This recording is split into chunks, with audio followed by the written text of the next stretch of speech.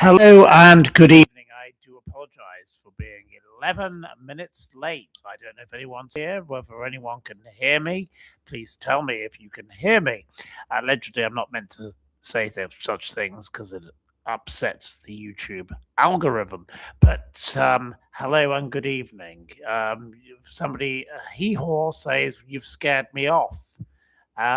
Love, who is a wonderful new subscriber to this channel, member of this channel. Welcome, Love. Yes, we love, and hey, love. And hello to Paulie and the Blue Nomad and Alan Tom and Wadi Yat Inc. Abit, whatever your name is. You do have some very strange names, I will admit. I don't know where you come up with these names, but some of them. Helen's House and Garden. Hello from Portugal. Well, hello to you in Portugal, and hello to Maria in sunny Toronto. Well, it's a cooler London, but we say cheers, and we've got some lovely friends here who are going to say hello to you tonight, and all sorts of things. So I don't know if you can hear me. Please tell me. But T-Gun says hello from Muggy Essex. Well, there we go. And Flavor Tail says hello from South Africa. So hello to South Africans. I'm with a person who is from South Africa and their lovely home. We don't have the cannabis plant in the background before you chuck in the comment that there was one. There is a plant, but it's definitely not a cannabis plant. So we don't need to go down that route on this particular occasion. Hello from Philadelphia, says Oliver's mum, sorry. And we've got David David, a loyal Twitter follower. Hello, David, who goes by the name Alan Tom. We all have differing names, don't we? It's a fabulous thing. Good to have a bit of a mixture. So anyway, cheers to you all. Anyway, here we are, and I've got a little friend here I'm going to try and introduce you to in a moment to say hello. That's not water, is it? Well, it does look like water because it doesn't have anything in it, no ice, but it's definitely a gin and tonic. It's not water, so there we go. It is a gin and tonic, so off we go. Anyway, so we've got a fair few of you here. Unexpected little broadcast. We weren't planning on doing this, but my friend thought it would be a fun thing to do on a Friday evening. So here we are. You know, I've already done 1.5 hours today on the Sean Atwood channel with the lovely Ron and the lovely Paula. We talked about all sorts of things. So I don't know what you'd like to talk about, but you're very welcome to contact me with whatever questions you'd like, and I can answer a few. And we can talk about all manner of things. So you ask your questions, and I'll bring up a few other things. And I've just been given some ice to put in the drink to prove it's an ice-friendly house. There you go. You got a bit of ice. The fizz you can see proves it's tonic water, not tap water. So there we are. Anyway, you very much enjoyed the show with Paula, says Maria. Well, I didn't plan to stay for an hour and a half, but that's how long it did last. But our little friend here is jumping up. So we have a little friend to join in. I'm just going to try and encourage our little friend to join in, but we'll see. We'll get a bit closer when we have a bit more of the biscuit for said friend. I think you can see. Here we are. There we go. A nice little friend is joining in. So here we are on a Friday evening, and some of you were talking about the show being this morning. Of course, many of you are in different places. So some of you are in Britain, some of you are in America, and we all talk from different places. So welcome to you all. And we've got 60 of you here. And as we get a few more, we'll get to talking about all sorts of things. But there we are. Matthew Wren says it's a rather odd subject. I don't know what the odd subject is, but there we are. I'm not sure what you think. Maria asks me, do you think Papa Charles pays Harry's legal bill? Well, I'm sure has been Prince Harry would like his father to pay his legal bill. Whether his father is willing to pay David Sherborne's bill, Orange Sherbet does need to be paid by somebody, but I think Elton John is more likely paying the bills. Elton John is the tempestuous pest who brought about the entire dreadful phone hacking nonsensical case. 97 out of 97 were thrown out. What a stupid little man he is. He should go back to the land of olive oil and his little super injunctions with his titleless husband, and he should stick to being a moronic moron. And, Elton John really is a tedious little man who really, he's, roped in the idiots, the Liz Hurley, brain dead actress who's achieved nothing in her life. Frost, somebody of no consequence. Sorry, we're getting a call coming in, but no, sorry, I will try and turn this off. I don't know how to do that, but there we go.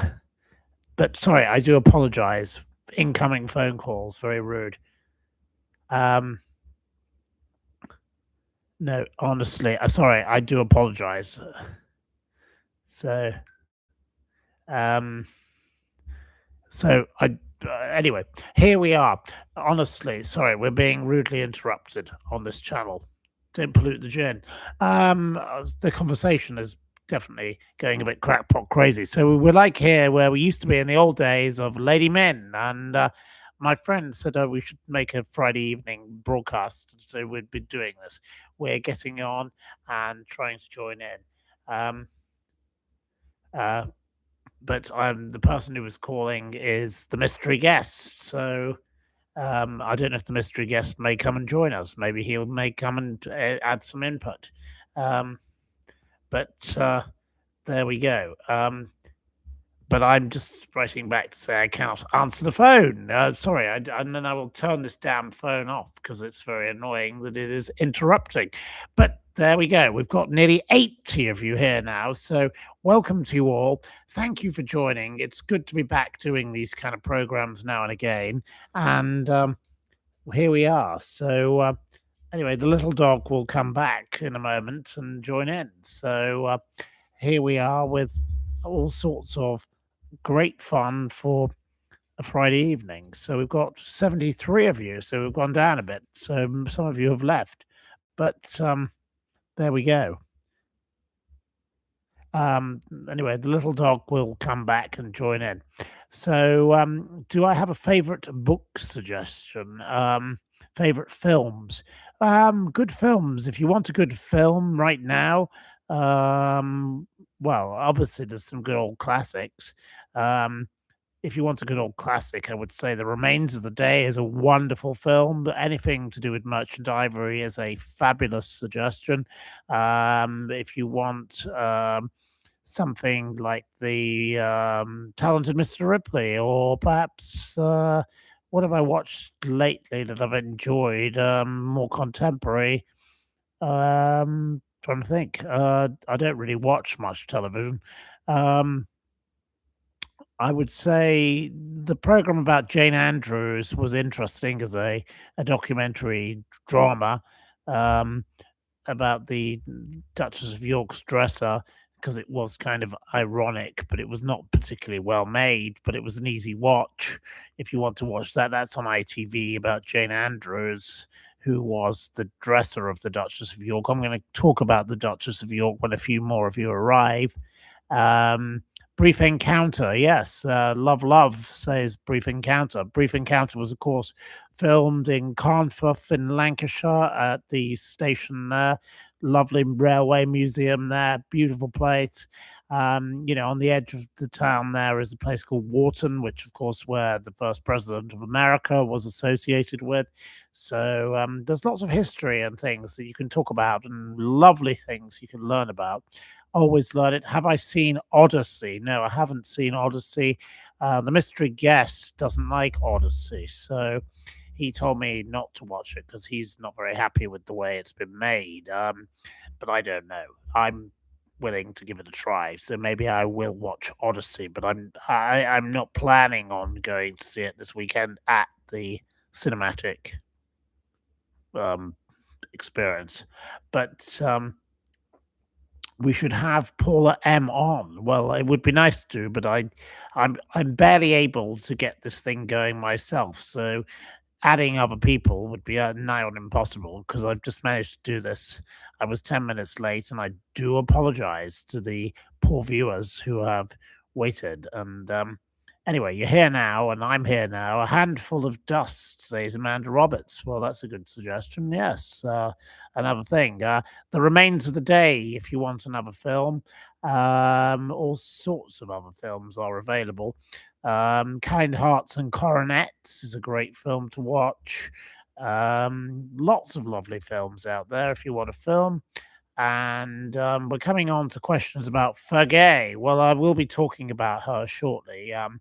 We did talk about her today on the channel of Paula M and Sean Atwood and Ron together, their little collaboration channel, where I did speak this afternoon. I was meant to be there for 40 minutes, and I ended up there for an hour and 40 minutes. So did talk it all up.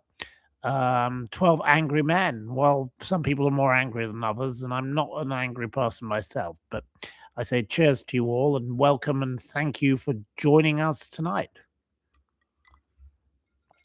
Fergie, Maxwell, long friendship, and Boris Buddy. Well, Market Celt is quite correct. Sarah Ferguson did have a relationship, a friendship with Ghislaine Maxwell, without a doubt. And Boris Johnson, of course, did have a friendship, without a doubt, with Mucky Madam Maxwell. So they do have long-standing history. There we go. Thank you to Mary Taylor, who's being terribly nice, making pleasant comments about my ridiculous hair. Yes, I do need a new barber. I need to get my hair cut. Yeah, I do agree. But sadly, my old barber died. So another person that died. Lots of people seem to be dying at the moment, and it's a little sad that so many have gone. But it would be nice to find a new barber who was capable of not being a hacksaw.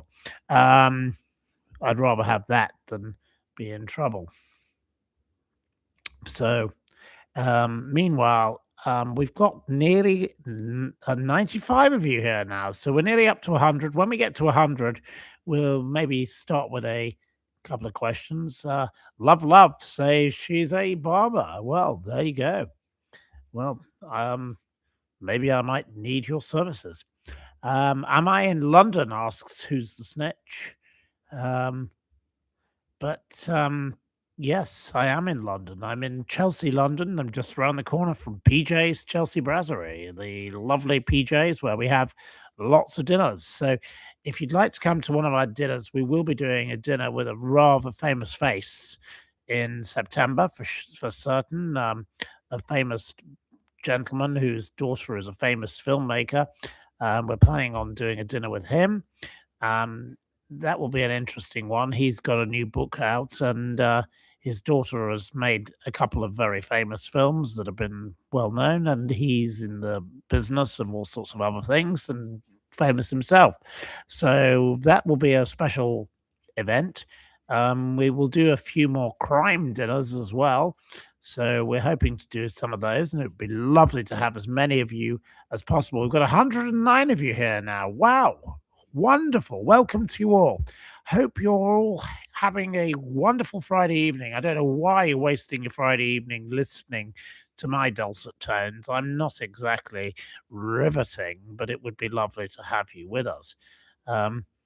Um, but there we go. So anyway, if we've now got 108 of you, 110 of you, wow. So thank you so much for being here. And perhaps I'll just make a few observations. Today I've been on the program I mentioned, and I did speak about the things they wanted to talk about, which were mostly about Andrew Tate. Now, I'm not really interested in Andrew Tate, so we'll get him over with in a heartbeat. Let's be honest. Andrew Tate is a revolting, disgusting specimen. Andrew Tate is filth, he's scum, and his brother Tristan Tate is like the freak, the sidekick. He is the sordid, second-hand piece of toe rag excrement who looks like he's clinging to his weird little brother, like he's some kind of Star Trek addition. These people are belonging in the funny farm. They are not suitable. We don't need in this world to be celebrating people like Andrew Tate. Don't feel that Andrew Tate is adding anything to your world. Now, on the little program I went on earlier, they were saying, Andrew Tate, etc., was somebody who, perhaps is being made a scapegoat of in some ways. I said quite to the contrary. Andrew Tate and his brother deserve everything they bloody well get. Lock them up, bring them back, and punish them. These people are fakes. They are deceivers. They are cheating young people and they are liars. Do not believe these grifters. They are like Nigel Farage. It's Farage as in garage. It's not Farage. And with the Tate brothers, it's the Tate twerps. The Tates are wicked people. They care about their personal pocket. They do not care about you. Whoever you are, don't believe them. They are out to cheat you. They are deceivers.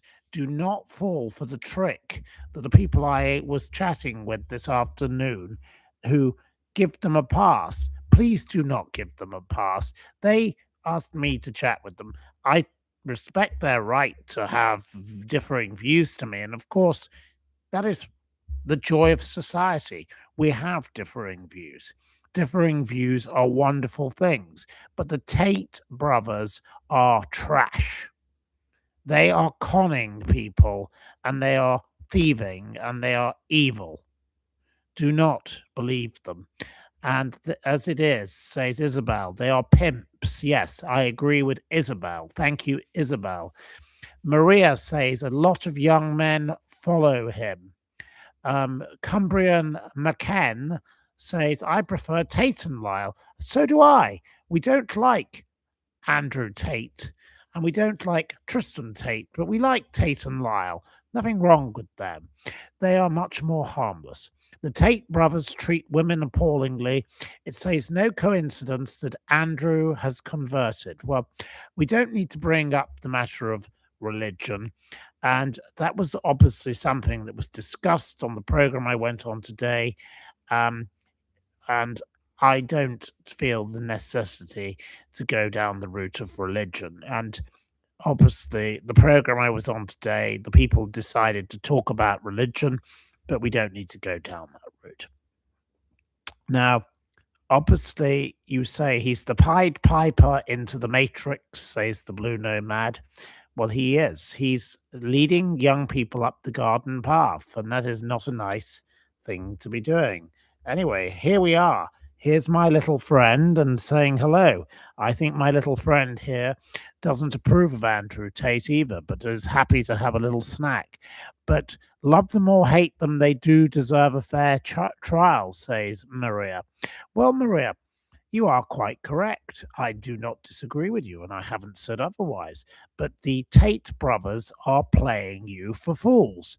Do not fall for these two little greedy grifters. They are wanting their Lamborghinis paid for. They want themselves to be out there and they want to take advantage of poor, unfortunate people. They are angry men, as Mary Taylor says, angry men, and that's all they are. So I think that's enough of the Tate brothers. They are trash and they're tripe. We don't need to know any more about them. They deserve to go through the justice process. They deserve fair process, but they do not deserve to be celebrated. It was much better 6 months ago when people had stopped talking about them. It would be better that we didn't hear of them ever again.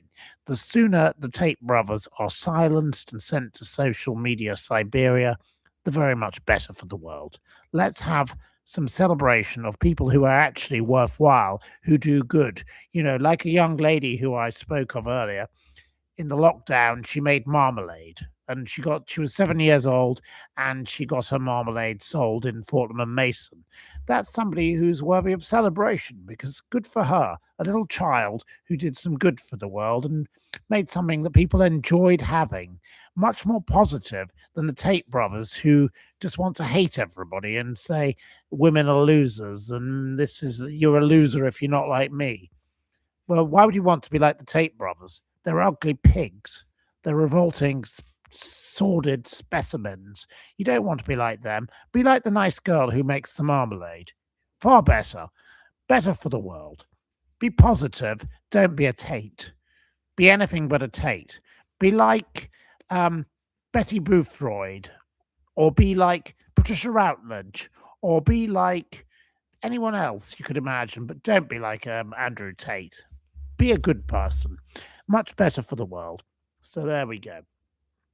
Anyway, so, right. Well, you all say you have missed me, says, well, not all of you. I'm sure half of you haven't, but lots of people saying you've missed me. Well, here I am. I'm trying to get this thing going again. We'll try and do this more often. We'll try and do it at least once a week to begin. Let's see if we can get it going. But good evening to you all, and thank you. There's 120 of you here now, so thank you. So, anyway, right. Well, today I've had a very bizarre experience of my own. So I'll talk about that first. I think that's something I'd like to talk about. So I was sitting in the Dalesford Cafe, obviously Dalesford owned by Lady Bamford. Her husband owns JCB, a lovely little cafe. I go there quite often, and it's on the first floor. And across the road lives a homeless man in the old Conran shop in the doorway. Well, the Conran shop has been empty for 2.5 years, I would say.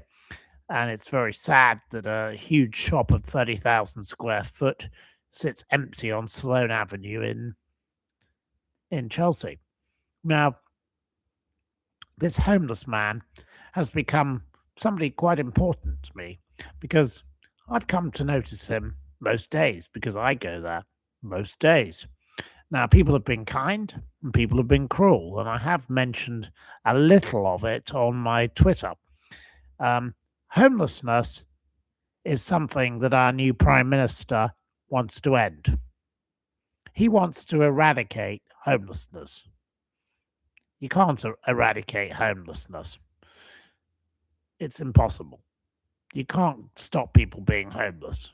Some people will always want to be homeless, and people will always obviously go through processes of being homeless.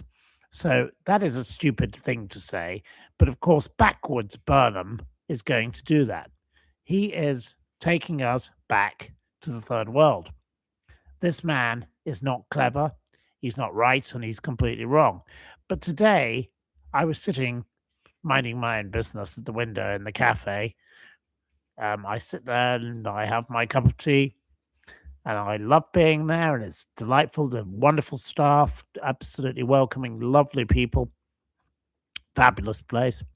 And I could see the homeless gentleman, and you can look at his picture on my Twitter, along with the picture of the other person, the dreadful specimen of evil who we want to catch. Let's catch this individual. Um, I sat there and I noticed through the window at one point a very nice, pleasant couple. And they saw the homeless gentleman, and he was asleep, harming nobody.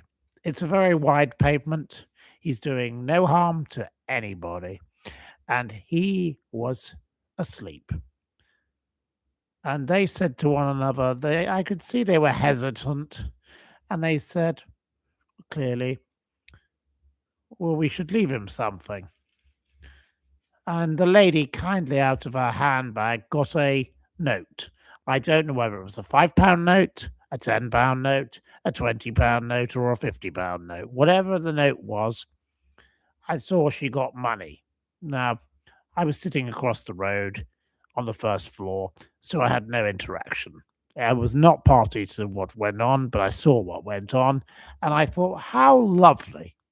What a wonderful, kind thing to do. Helping a homeless person. Let's realize homeless people, many of them are veterans. Many of them are people who fought for our country and fallen on hard times. Many of them are people who've had personal problems. I would think you could be one, you're two paychecks away from being homeless yourself. Life is not easy for anyone, and we're all in that situation. And this poor little man was given some money, and the money was left kindly for him. Well, I thought that was an absolutely delightful gesture. Absolutely fabulous, and how kind of them. And I've seen other kindness to this gentleman over the past period. Anyway, I carried on, and I sit in the said window, and I look at my computer screen, and I'm having my cup of tea, and then I notice another person appear, a man. And if you go to my Twitter, you'll see said man with his rucksack on his back. I'm afraid my photograph is rather poor because I wasn't anticipating what this man would do, so I didn't get a very good snap because I wasn't anticipating I would need to take a photograph of said individual. And I have to say that said individual was I'm just trying to tempt the little dog to come back. But anyway, this individual, he walked over with his rucksack and he lingered, and I could see what this creep was going to be up to. I suspected, and I should have immediately gone straight down there and put a stop to him, but I didn't. That was very silly of me. But I didn't anticipate he'd be quite so like the Scarlet Pimpernel, and he'd be so quick. He was definitely very quick-witted. He noticed that note, and he nabbed it, and off he went. Isn't that terrible? To steal from a homeless person. That is the lowest of the low. It is disgraceful and it's wrong. And I hope you will please share my tweet, which is also on all sorts of other channels. Please share it. Let's make this man famous. Let's make his life terrible. To steal from a homeless person. That is the worst thing I think you could do. You couldn't do much worse than that. I don't know what else you could do. Well, there are obviously commit murder or whatever, but to steal from a homeless person is disgusting. What is wrong with this rotten person? This is the worst kind of criminality one could ever encounter. Why would you do this? Why would you want to do that? That is unkind, it's rotten, and it's wrong. Thank you to Julie, who has shared the tweet. Thank you. to Lolly Gobble, who says it's disgusting. Debs, who says scumbag. Strontium Dog, disgusting. Amanda Roberts, it's terrible. Yes. Well, it is below the belt, says Isabel. Thank you. Julie Cole, it's an absolute rotter. The Blue Nomad, nasty man. So John Clifford says, so can you tell us why can you fight for this country and end up living on the streets? You can enter the country on a boat and live in a hotel. It makes you angry. Well, that's a different matter. We're talking about a man who is homeless, who has been robbed. It's a different thing. Tonight, we're talking about a man who's homeless living on the street who has been robbed. I think we talk about his situation tonight. The people in the boats and the hotels, that's a matter for a different evening. Let's stick with the topic, I say. This is someone stealing from a homeless person. It is a disgusting, reprehensible thing to do. And let's stick to the topic, I say, John Clifford. So, but thank you, John. Your point is very valid, but it's not relevant this evening. I think we stick to the topic in hand. And thank you, Tina, who says, please remember to like the stream. Thank you to everybody supporting the Steeple Times. Thank you for the ones becoming members of this channel, if you want to do that. Thank you to those of you who kindly support me on that thing called Ko-fi, and you give me a nice donation, or the PayPal, or all the rest of it. Thank you. It really does help because, I go after stories like this. Other people don't touch stories like this. Support, ordinary people. Let's get justice for this homeless man, and let's get him some money. I'd like to help support him, and I'd like to help set up something to support him. I've got my little friends here who are making a bit of noise. So, hello, come on, come back. Oh dear, sorry, we have a little bit of noise, but anyway, it's good that they're joining in. Yes, the few quid could have been used for his food today. So there we go. And yes, we have a dog. Yes, woof woof. Yes, here we go. Right. Well, it's definitely making a little bit of noise. We've got arrivals.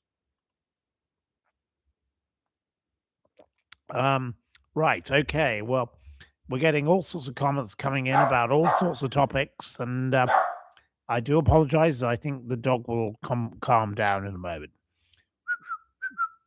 So there we go. I don't know whether that'll make any difference, but here we are. Right. Well, okay. Well, thank you so much. We've got 142 of you here now. It's absolutely fabulous. So, right, on we go. Oh, golly gosh. So we're getting full-on interaction. Oh, and now we've got the mystery guest arriving in the background. This is why the dogs are getting rather overexcited, because of the mystery guest who is clearly upsetting the young dogs with his delightful arrival. So anyway, thank you to you all for your kind commentary. Now, what we must do is help said homeless gentleman, and we must help him get justice against the rotten, wrong, disgusting man who steals from the homeless. We cannot have people stealing from the homeless. And we've got the lovely little dog has come back to join. So I've given the little dog there we go. We're getting a bit of quiet, and we've got here we are. You can now see a bit of joining in. There we go. We've got one here, and I know you all love that. Right. Okay. So you were asking about Andrew Lowney and James Patterson, Filthy Rich. Okay. Well, the book pictured in the image is not Filthy Rich. The book about Jeffrey Epstein. No, the book pictured. No, I'm sorry. We've got a little one here who's getting a little carried away. So here we are. Here we are. Do you want to say hello? make a noise, please make your noise. No, we're not making any noise. So anyway, we're going to sit quietly now. So hopefully we won't have any interruption. But no, the picture is Sarah Ferguson pictured with a book called Filthy Rich, which is written by Louise Fennell. Louise Fennell is, of course, a lady whose daughter made. We've got the mystery guest in the background. I think the mystery guest ought to keep out of the camera if he wants to be a mystery. But anyway, so Louise Fennell wrote a book called Filthy Rich, and she had a book launch. And at the book launch was Sarah Ferguson. So Sarah Ferguson appeared at a book launch for something called Filthy Rich. It's rather ironic given who Sarah Ferguson is. And of course, today it has been revealed that dear old Sarah is maybe about to get Filthy Rich. So she possibly is going to be doing something that might make her a lot more money. So Fergie has recently been spotted here, there, and everywhere. Well, I can tell you that my friends who were traveling witnessed Sarah Ferguson in Portugal. So she has been traveling to Portugal. How is she able to get around the 90-day rule? That's a question we should all be asking. Is there one rule for Sarah Ferguson and one rule for everyone else? Now, as many of you know, I broke the rules last year, but I didn't break the rules because I had special letters of dispensation because I was traveling with somebody who could not travel because they were unable to be transported by either car or aeroplane. And I breached the 90-day rule, but the doctors and the letters were able to say that I could not actually travel. And sadly, said person, as you all know, did die ultimately where I had been. So there we were in a different scenario. But Sarah Ferguson, what is her right to have breached the 90-day rule? She does not have any justified reason for this. I do apologize about the noise, but there we go. But Miss Ferguson has been living La Vida Loca. I don't know what. Sorry, I can't do anything about the other people. I don't know what. Right. Have we got the mystery guest? No. Sorry, they're not joining in. So I'll have to just carry on and keep talking. See, this is always going to be a comedy. We used to have Lady Min in the background making a racket, and now we've got the mystery guest and a couple of Dashons. So it's a bizarre thing. I do apologize. It's all a mystery. Yes, it definitely is a mystery. I wasn't intending for this. It's a live stream. These things happen. Thank you, Flower Garden. You're very kind. The naughty people in the background are causing havoc. Yes. So we love your shows. Well, where are my guests? Right. I think the naughty dogs have moved to another room, so it's now just you, me, and the television screen. So anyway, the wonders of live entertainment. They always say don't get involved with children and animals. Children and animals can be a very dangerous thing, and animals can get rather carried away. But we've now got them all back, and they're going to hopefully be joining in a very positive way. We've got the lovely mystery guest who you never know. I might get him to say something. He may say something in the background. You with the mystery guest, we've got the little bit of we've got a bit more barking. So as I said, you can't rely on entertainment with children and animals. it's an easy thing. But when you've got Sarah Ferguson to talk about, of course, everyone wants to make a loud noise because she is a bit of a pain in the arse, let's be honest. So, anyway, good old Sarah. I think Sarah's about to hit the jackpot. It's going to get better for Sarah Ferguson. Life is about to become rather good. It's not going to be bad days for Sarah Ferguson anymore because Paddy McNally, aged 88, is dead. Paddy McNally is brown bread. It's a terrible thing for Paddy McNally, a man worth around about 600 million pounds has died. Fergie's 66, he was 88, so there's a 20-year difference between the odd couple. She called him the father figure. It was a 40-year relationship. The 15 million pound Swiss chalet in Verbier, Le Guy Lutin, which was also known as Cocaine Castle, in the 1980s, where he used to hang out and she used to hang out. He was the 240th richest person in Britain, and he had a lovely little house down in Sotogrande, a lovely little house down in Saint-Tropez. I know these places. This was a man who gave her access to all these things. It would have been far better for Sarah Ferguson if she'd married Paddy McNally. It would have been a better thing because then Prince Andrew would have married another lady, and I know the other lady, and it would have been better if he'd married her, because perhaps the pair of them would have behaved themselves and life wouldn't have ended up with Jeffrey Epstein, Ghislaine Maxwell, and all the other houses of horror. But that's something that unfortunately would never have happened because it didn't happen. So instead, the Sun asked today, will Sarah Ferguson get a slice of the 600 million pound fortune? Well, they did a little poll and they said, should Fergie be allowed to accept the windfall? And their answer when I last looked was yes. If it was Paddy McNally's wishes, 69.3%.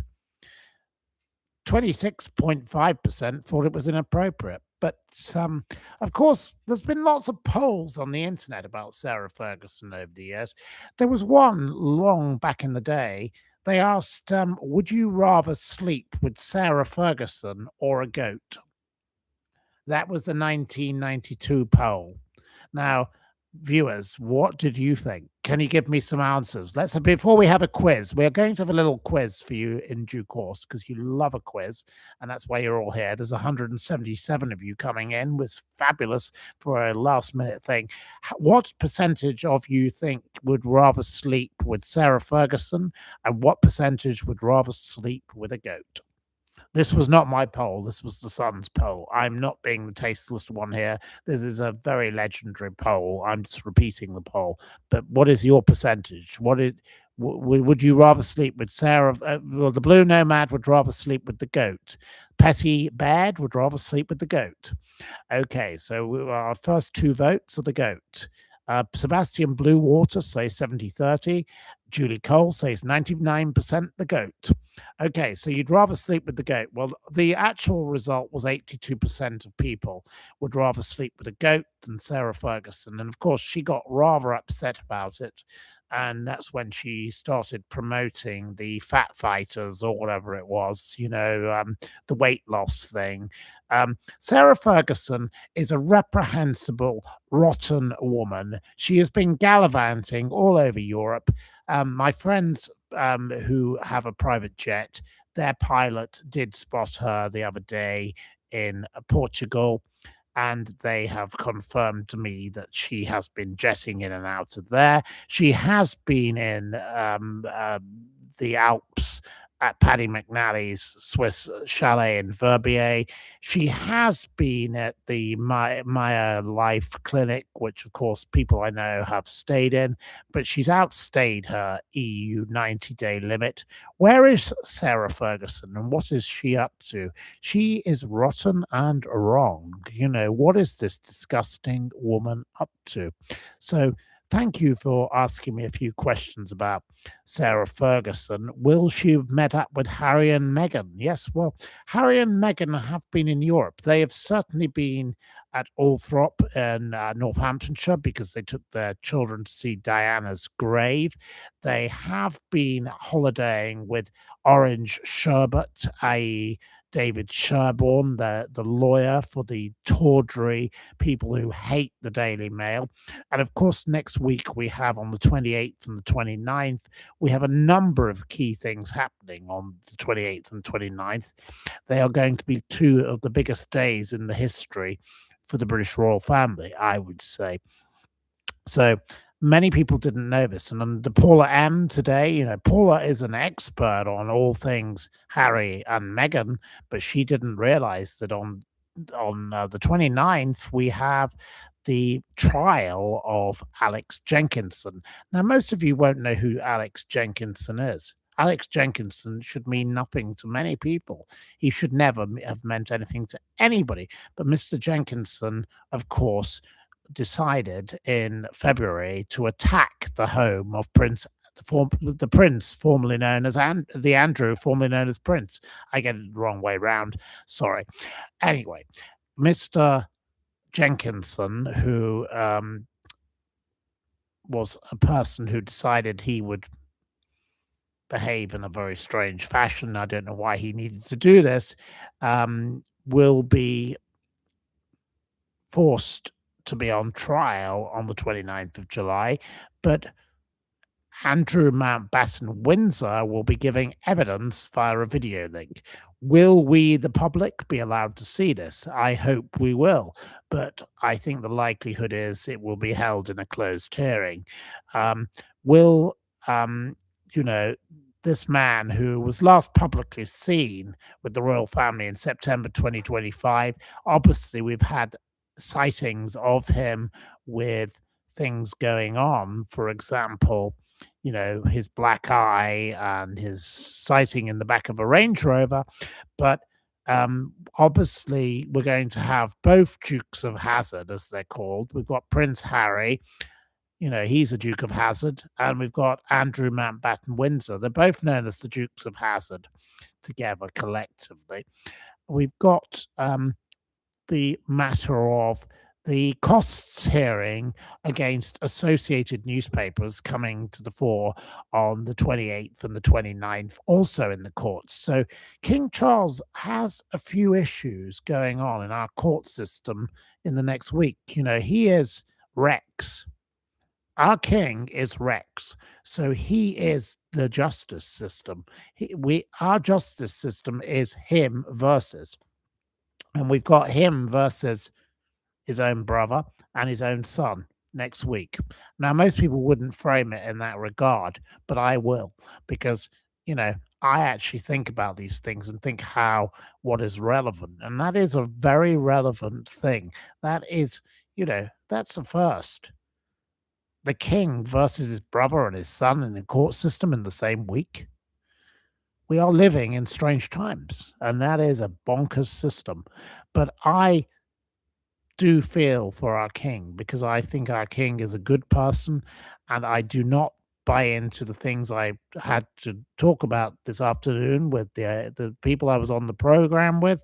I respect their right to their views that they don't like King Charles and they think he's a Muslim and all the rest of it. I don't like all of that. I think that is utter nonsense. I can say that in my own space, but I respect their rights to think these things. If they want to think differently, that is fair enough. But it's got to be a situation where we're rightful and respectful, and that is exactly what I am to them. And I think Paula and Ron, who have differing views to myself about the King Charles and what he has to say, they're entitled to it. It's absolutely right. TMTB says that she thinks of certain things obsessed. There we go. T-Gun, I admire King Charles. There we go.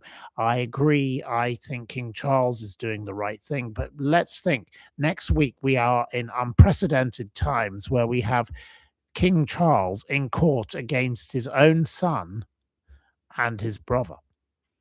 So we have a very interesting state of affairs. So let's see what happens. But um, there we are. So that's that. So here we are. We've got all the lovely guests here. I don't know if the mystery guest wishes to speak, but the mystery guest has yet to make indication of whether he wishes to join in. Would you like a bit of mystery guest or not?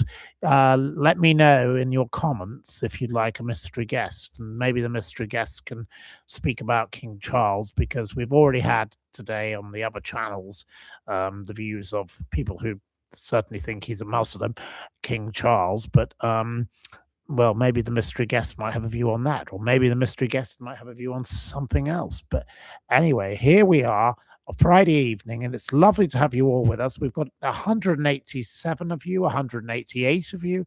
We've nearly got 200 of you. Bess loves the mystery. And yes, please. We don't want the mystery guest to be shy, says people. Well, the mystery guest is not a shy person, but he does hide his talents under a bushel.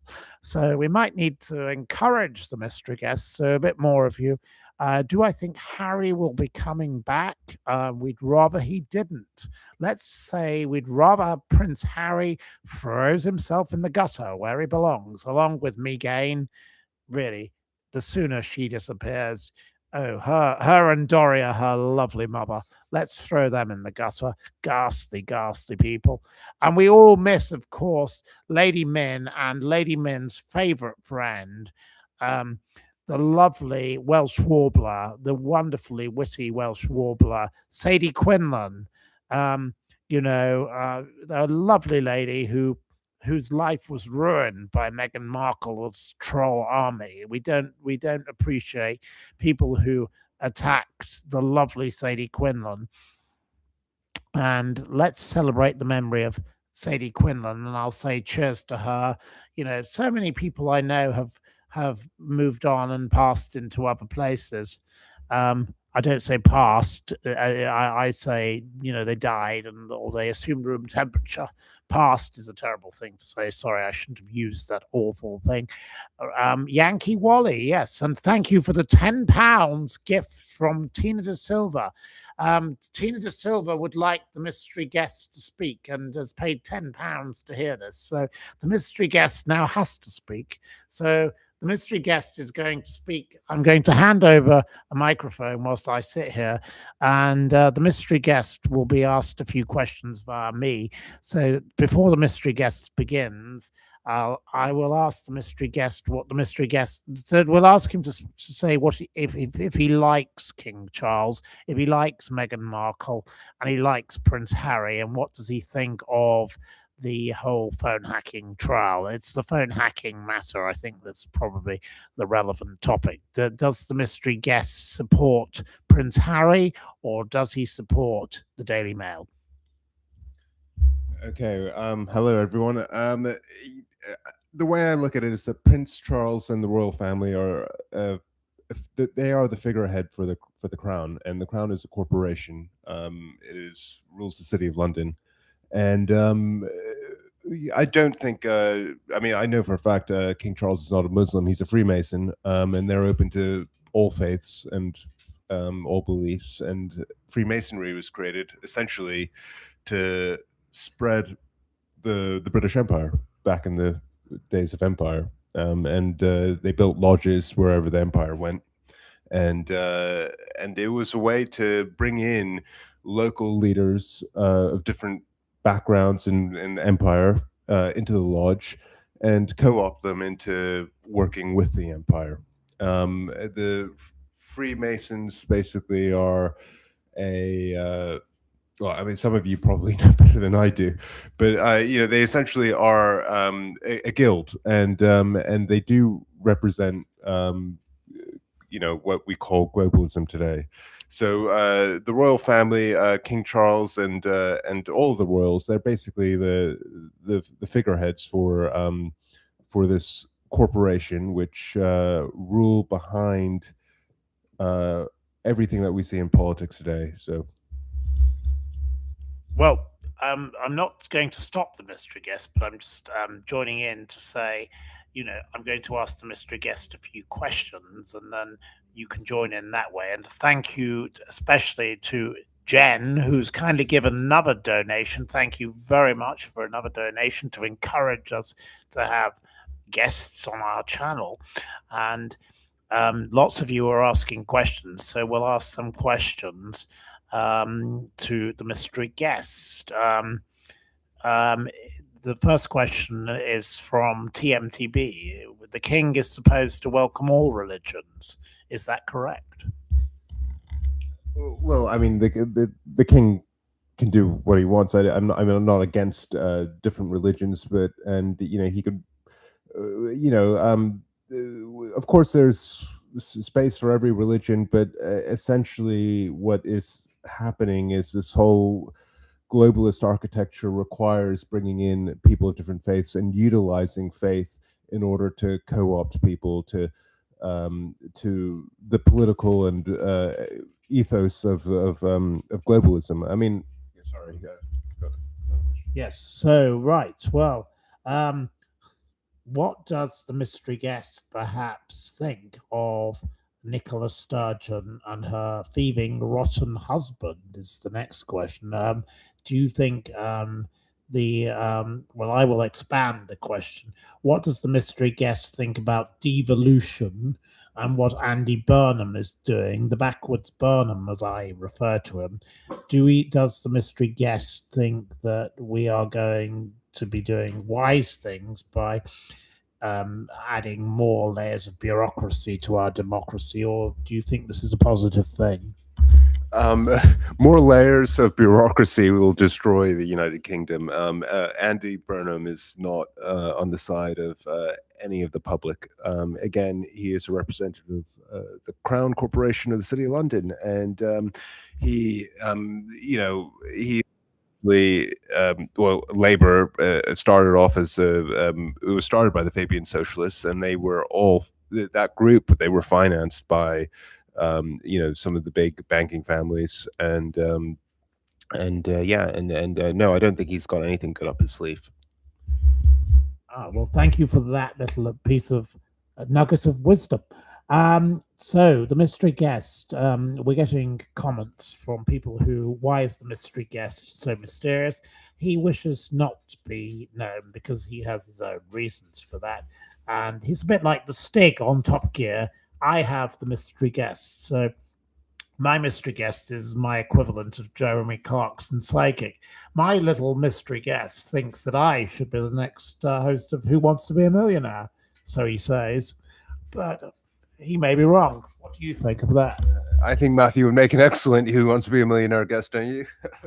Anyway, coming back to the next part of what you had to say was, does the mystery guest's views align with mine over the creepy Christian crooner Cliff Richard? I don't know what the mystery guest thinks of Cliff Richard. Whether he has views to say like mine, that he's a creepy Christian crooner, or he likes him and he loves his music. I'll just quickly ask for a quick response on that one, and then we'll move back to a more serious question. Do you like Cliff Richard? I trust Matthew's judgment on it. He's not a figure that I deep dive into, but there's enough cursory information that Matthew has provided me and stuff that I've read into, and knowing these pop culture icons and how they virtue signal as a means of hiding their deviancy. I would say there's a lot of red flags with Cliff Richard, yeah. There we go. So the mystery guest aligns with me slightly on Cliffy. So we're going off the cliff on that one. You thought my tweets about Cliff Richard were hilarious, says Julie Cole. There we go. And Kitty is, yes, well, we know all about Kitty, don't we? There's all in the Kitty. But anyway, that is something we talk about regularly on my Twitter. But anyway, here we are. It's a bit like the old days when we used to have the nice, lovely evenings with Min and friends and others down in Saint-Tropez and in Edgerton Gardens and other places. We're back doing these little programs, and it's nice to have people joining in. So I hope you're enjoying this, and this is just an experiment. And if you do like it, we'll do it more often. So Enigma Blues asking about the rotten, corrupt Scottish Parliament. I'll ask the mystery guest what he thinks about the Scottish Parliament, because the Scottish Parliament, to me, has been absolutely shambolic because of that dreadful Jimmy Cranky lookalike, Nicola Sturgeon, and her thieving toe rag of a husband. But I wonder whether the mystery guest might have a bigger picture view on whether Scotland should be independent or Scotland will ever be independent. I don't think Scotland will ever be independent, and it should not be. I think the union is a positive thing. I don't know what the mystery guest thinks. Let's ask the mystery guest his views. This will be a very controversial view. I don't think any country is independent. I believe we're all yoked to a globalist entity, and that is centered in St. James's Square, Chatham House, essentially, and they control the foreign policy and the cabinets of every single country in the world. And that's going to be, I know you're going to all go crazy on this, but they have done that. Chatham House was created in 1920. In 1921, they created the Council on Foreign Relations in New York, which advise and have been in the administration cabinet of every U.S. presidential cabinet since 1921. They created satellite organizations in pretty much every country: Australia, Canada, India, China, Russia, European Council on Foreign Relations, which is run by George Soros, Scotland, essentially, whether it's independent or not independent, that is a lot of this stuff about independence is all dialectics. Like, for example, India, the Home Rule Indians that were trying to get independence for India, they were all aligned with, and they studied here in London. They studied at the London School of Economics. They were at the Middle Temple or the Inner Temple. And that includes Mahatma Gandhi, that includes Nehru, who is literally in bed with Edwina Mountbatten. You have a history of all of the top level politicians around the world in bed with the elites here in London. And, they buy houses here, and this is not an accident. And that is, so the Scottish thing, I don't know enough about the internal politics of what is going on there, but whether it's independent or it's not, it's going to be controlled. Well, I can tell you, thank you to the mystery guest, but the mystery guest is getting all sorts of little assertions made about him here. Is the mystery guest a Scot himself? He's got a wee bit of a Scottish accent. I don't think he's quite Susan Boyle quite yet, so I think you're wrong on that one. He's as far away from a Scot as Neil Kinnock is away from such also. So he's definitely no Scot. So you've got that one a little wrong. Anyway, the mystery guest has a lovely voice. He's getting all sorts of compliments. He ought to do radio. There we go. Given he doesn't want to show his face, maybe he could make a fortune on the radio. He could be a radio announcer. So there we go. Is he a historian? Well, it's a possibility. He could be a historian. He's definitely not David Starkey, and nobody wants to be that revolting little annoying old rat. But he is not the Stig. No, the Stig is somebody else. But he is my equivalent of the Stig, isn't he? Because Jeremy Clarkson had that one, and he does think that I should be the next presenter of Who Wants to Be a Millionaire. And of course, my good old friend Anne Robinson, who my friend whose home we're sitting in here has dealt with also. I do love a bit of a good old weakest link. And, and you all began your quiz book times with you sending me books of quizzes by Anne Robinson. And I used to read out your books, the books, and I exhausted your quizzes. So I wrote my own, and here's quiz number 125, and you're going to have a quiz in a moment. The quizzical voice. You call me the velvet voice. That's very charming. Thank you. The mystery guest sounds American. Well, he could possibly be that. Is your guest a friend of Lady Colin Campbell? Um, as far as I'm aware, he doesn't know Lady Colin Campbell, but we do know Lady Colin Campbell. But I cannot say um, she's a close personal friend. But of course, my wonderful friend Amanda is a very good friend of hers. And, Lady Colin Campbell has her rights to her opinions. I don't necessarily agree with them all, but she has the rights to her opinions. And we all have opinions. And, opinions are like all sorts of things, but I shan't say what they are. Is the mystery guest a Canadian? I couldn't possibly comment, but as far as I'm aware, he doesn't hail from that region. Is he John Malkovich? Well, he could be John Malkovich. John Malkovich might need a new job because he's not really done much in the old film world in a little while, has he? Does he have a dram? You do think he's an old Scot, most of you. He's a thieving Scottish corrupt rotter. Okay, right. Okay. He's you. Oh, okay. It's me doing an accent. Okay. Well, I did hand over the microphone, so I don't quite know how that quite features. Right.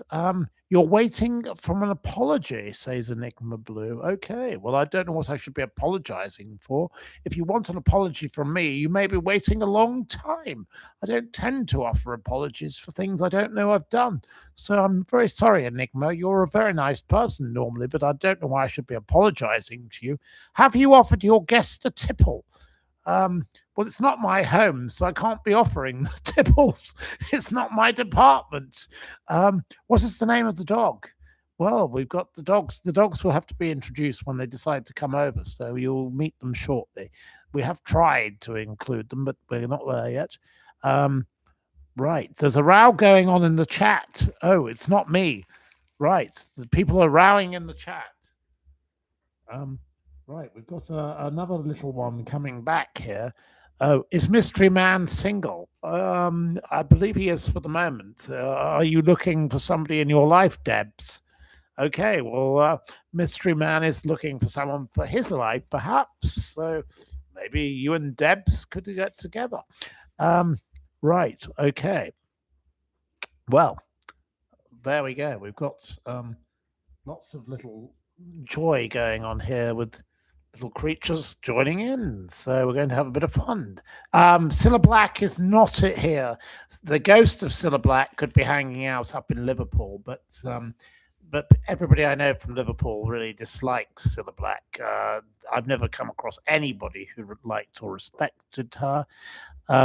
But with regard to the people getting angry with one another in the chitter chatter room, please don't get angry with one another. There is no need for temper tantrums and tiaras. You are not Andrew Tate or his brother Tristan. They are childish. They're twerps. Don't be like Andrew and Tristan. Be sensible and be nice to one another. Be kind, as they say. Hashtag be kind. Really boring, horrible phrase, but seriously, don't have a row with one another. There's no need for it. It's Friday evening. Pour yourself a gin and tonic. Be happy. The mystery guest, I'll give him another little question in a minute. Our little host here does not want to join in with chitter chatter, but we've got some lovely friends here who want to say hello. So I'm going to let you say hello. There you are. So there you go. There's the lovely little friends. They've said hello in their own little way. The Tates are awful people. Yes, we agree. You saw Cilla in Sainsbury's today. My God, you saw Cilla Black in Sainsbury's? Either you're on battery acid, crack, and cocaine, you drank the Kool-Aid, or something god awful's bloody happened, and that bloody weirdo's been dragged back from the dead. So please, no, please, God help us. We don't need Cilla Black back from the dead. Please don't give me nightmares. As they used to say on Crime Watch, we don't need nightmares. So please, no Cilla Black. That's a definite thing. Right. Anyway, so we'll move along and we'll talk about something else in a moment before we do a quiz. I don't know whether we can talk to. We might talk about Anne Widdecombe for a moment and see what the mystery guest has to say about Anne Widdecombe. Now, before we go to the mystery guest, what do you, the audience, think about the death of Anne Widdecombe? What do you think about the man who has been charged? Do you think that this man is guilty? Do you think this man is some kind of patsy? Do you think he's a bit odd, a bit strange? It's all a bit, it's a bit convenient, or do you just think this man's not probably the wrong person? They've messed it up because the police are useless. What are your views? Um, right. Julie Cole says, I thought she'd died. Maybe it was a clone. Well, I do believe Anne Widdecombe has died, Julie, but it's not very nice that she died. And, whether you liked her views or not, I did know the lady, but not very well. I met her a number of times. I would not say she was a friend. I did not agree with many of her views. It's terrible that she was killed, 78 years old. It's terrible to die in such a fashion, to be hit with a hammer 21 times and to die within 2 minutes. And obviously there was some kind of camera in the house that was able to monitor this. And it turns out that the red Corsa was supposedly seen at the house. So, my theories about the vehicle not moving, perhaps I was wrong, but perhaps I'm right. I don't know. Maybe it was a different car. Maybe something else happened. But let's ask the mystery guest what he thinks about the death of Anne Widdecombe, because you've heard enough of my theories about the death of Anne Widdecombe. Let's see if the mystery guest has anything different to say. This is a tricky one.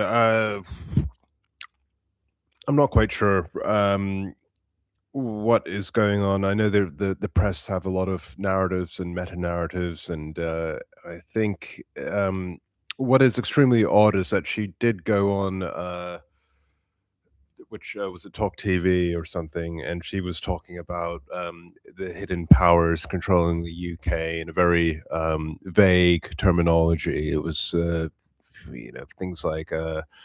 I didn't believe that there was a hidden power controlling Parliament or the Prime Minister, but now I've come to that belief. There's definitely an establishment, and it kind of reeks of that whole Charlie Kirk kind of thing.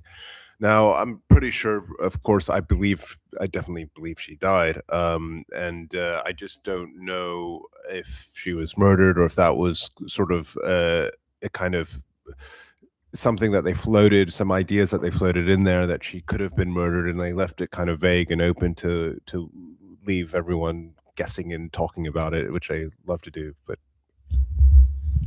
well, thank you for your thoughts, direct thoughts. It's a terrible thing what happened to this lady.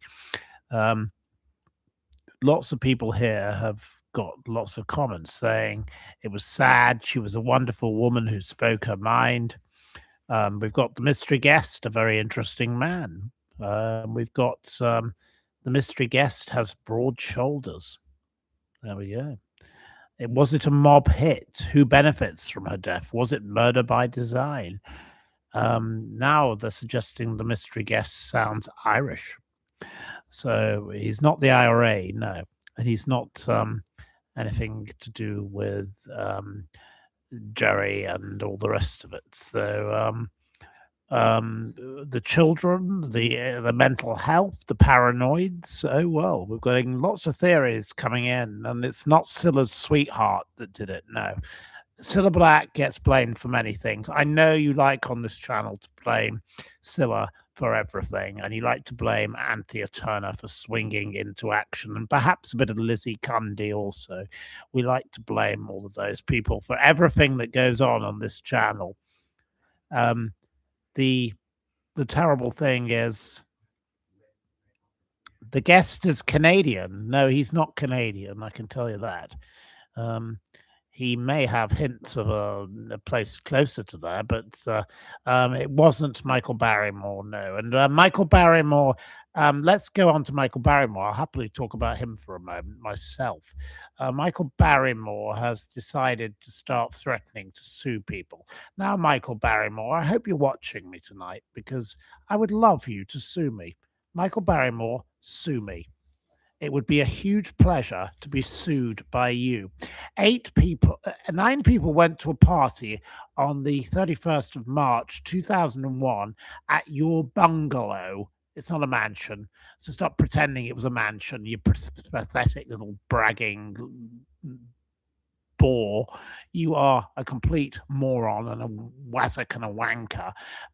You are a dreadful, revolting man. You're not even a man, you're a mouse. You rolled around on the floor drunk with Marie Claire, Baroness von Olvensleben, a convicted racist drunk who called my friend Jackie a Jewish pig, and you're pictured rolling around drunk on the floor with her and with Gordon Ramsay drunk. You are the most awful, awful man. And your ex-wife Cheryl proved that you were a liar. You told lies and said you couldn't swim. Well, why did you build a swimming pool at your house if you couldn't swim?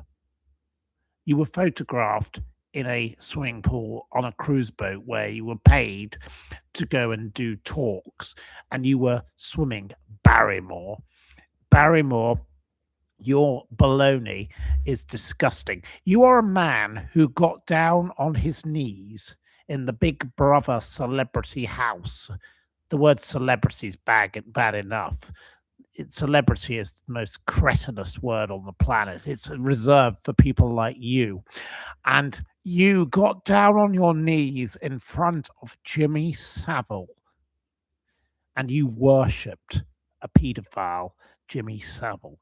You are filth. You are scum. You're detritus. I'd love you to sue me, Mr. TikTok. You are such a bully. You go after all these little people on Twitter. A man has written to me who has got mental health issues, and you've threatened to sue this man. You are cruel and heartless. Please, viewers, fund me in a legal case against Barrymore. Let's bring it on. Let's bring down Michael Barrymore. I've had people writing to me, Mr. Barrymore, saying you've moved to the southwest. You're living down there in Devon and Cornwall, wherever it is, in some another bungalow, not a mansion, because you can't afford a proper house. You show off. You think you're so Mr. Big, and you're going on about your plant pots being damaged by the movers. You bully everybody. You don't want to pay the bill to the removal company. You're a bully. You pick on the little man, and you picked on some poor person who dared call you out. You don't pick on me. I made a program with a lady who happened to be married to Stuart Lubbock. Stuart Lubbock was one of 9 people who came to your property, the bungalow in Roydon, on the 31st of March, 2001. There were 9 people who entered the property after the party in the nightclub. On the way to the party at your house, the after party, in a taxi, you said you needed a fuck in front of a taxi driver. He recorded this. He is quite willing to testify that you said you were prepared to do anything to get this. Your lovely then boyfriend, who is a convicted person, let's be honest, Jonathan Kenny, he has a history of assault. You are no longer together, but 9 people went to this party. 3 of the people present were female. The man who died, Stuart Lubbock, was brutally raped, and then he was murdered, and he was killed in your home. You have tried to claim that this man was killed by nobody. You have tried to claim that the injuries that occurred to him were done in a hospital, that somebody did these appalling things to a dead body. You are rotten and wrong. You also deny that you fled the scene after before the police arrived. You have a very curious view of history, Mr. Barrymore, so please sue me. I'd love to go to court with you. It would be a pleasure and it would be wonderful. And I would love to do it. And Sue Homan, who is the lady who was married to Stuart Lubbock, is a lady I've made a program with. Still very much in touch with. Poor Terry Lubbock is dead. He did not get justice for his son, and you are trying to use his name, you filthy, rotten, dirty piece of toe rag, because he's dead. He cannot speak against you now he's dead. So you shut up and leave him alone, and don't you dare attack his son, because you are rotten and you are wrong. Mr. Barrymore, shame on you. You are an absolutely revolting man. You roll around on the floor drunk with the Baroness. You worship Jimmy Savile, and you lie about a murder that occurred at your home. It was a rape and it was a murder, and 9 people went to that house and only 8 of them lived. And thank you so much to South of Savani for the $30 gift here. Thank you. We love the support we get. Thank you for your support. This is very generous to our channel. This keeps us going. I will not be silenced in my quest for free journalism, and this is what I have to do. I have to go after stories like this, and I've been talking about this story for many a year. Like I've talked about the Menendez brothers, and may I say tonight, the memory of Robert Rand, a wonderful gentleman who campaigned for the Menendez brothers, that was an amazing thing also. Amazing to have the support of such a great journalist. And I'm so sorry we did not get to do a proper interview with Robert Rand, and I didn't get to, meet him. And I'm very, very saddened by that. And that is why we have to keep doing things. And that's why we have these wonderful people like this mystery guest who speaks his mind, but he doesn't want to speak because he's cautious about what he says. But he has differing views to me on many a topic. But it's lovely to have freedom of speech, and that's what we give here. And we're not trying to be like Andrew Tate and, show-offy and brash. We want a bit of rationality and reason. But I'm prepared to speak out, and I'm not scared. I'm not worried. People say, aren't you going to get killed because of your views? And I do get threatened, yes. But I also have a lot of very powerful friends myself. So I'm not that bothered. I'm quite prepared to do it. Stand by your views and stand up for what you believe in is how I feel about life. Lady Min hated Barrymore. Yes, well said. Lady Min did hate Barrymore. We all hate Barrymore. There's not many people in the world I hate. Hate is a very strong word, but that Barrymore is filth. He's scum. Can you imagine? Stuart Lubbock had 2 children. They've grown up without a father. And Barrymore tries to besmirch their memory with this disgusting allegation that their father was abused in a hospital. He's trying to say that workers in a hospital, kindly people in a hospital, did this to this man. What a pack of lies. Michael Barrymore, you are a lying scumbag. Sue me. I'd love you to sue me. Sue me. Don't pick on some man with mental health issues who's written to me, who's very upset because he's scared of you because you've got loads of money. I don't care that you've got loads of money. Sue me. Make my day. I am not bothered. Do I look bothered? I am like Catherine Tate, but I will ask the mystery guest what he has to say about Michael Barrymore. Does he have a particular view on the justice system? I'm just going to hand you over. I know nothing about Michael Barrymore. I'm very sorry, but circling back to this Scottish question, I would say that the main crux of it is that even if Scotland did become independent, it would still be ruled via soft power means, and I think that's what we need to be aware of. Is that you're always sorry, I'm getting told. No, well, he doesn't have views on Michael Barrymore, and obviously we're on the topic of Michael Barrymore, so we will stick with Michael Barrymore. Did Piers Morgan interview Barrymore, giving the evil monster a platform?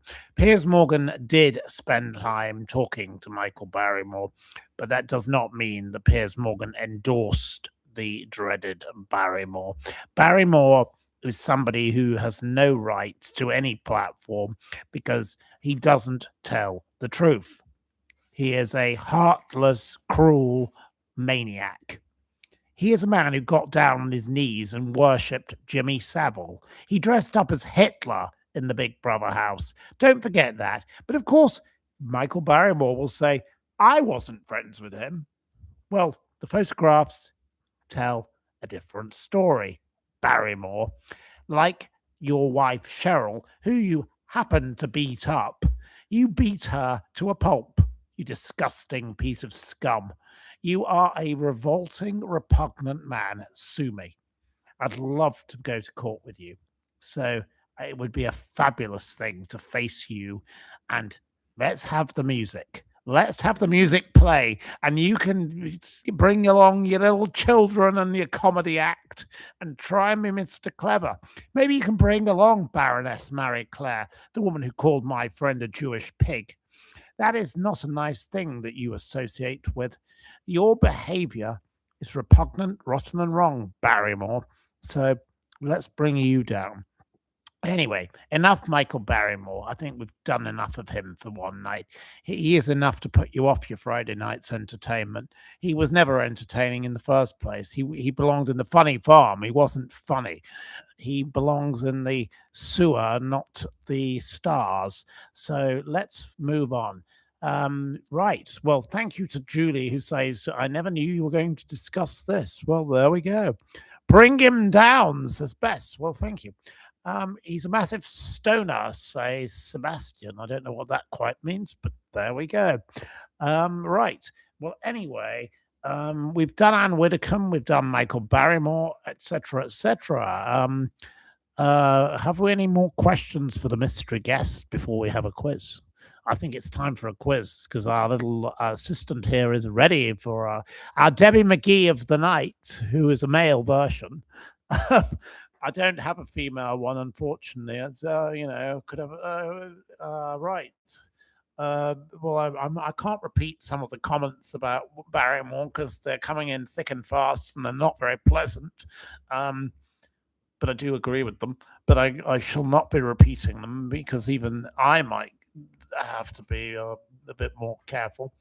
What does the guest think about Prince Harry? Okay, the mystery guest probably doesn't have any views on Prince Harry, but before we go to a quiz, we'll ask him one final question. What are your views on Harry and Meghan? I think the royals are very aware of what hits the public, and they have the PR. They're interfacing with the press, and so whatever information we get about what the royals are up to is intended for us to know about. So we are bombarded with all of this drama, soap opera stuff that's coming out, and I think that's all intentional. And I don't necessarily think that what we are being told about their family dynamics is necessarily the truth. So you have a picture of King Charles scowling, and a picture of Harry getting into a car looking sad, and they put this in the press, and everyone assumes that they feel like they see the drama and they're experiencing it, and they feel that Harry's a prodigal son who's kind of coming trying to get back into his father's good graces, and it's all kind of stinks of like this weird mythic kind of lost son biblical arc story. And I think they know, and I meet people who say, oh, there's another feud in the family, and I was like, how do you know that? Oh, is someone close to William told me this, or blah blah blah. And I'm like, well, whatever William is saying, even to his closest friends, I'm sure he's very aware that that is going to go public. I'm sure he knows who he's speaking to, and he knows what is being transmitted around. And I think they got a good cap on their own narrative.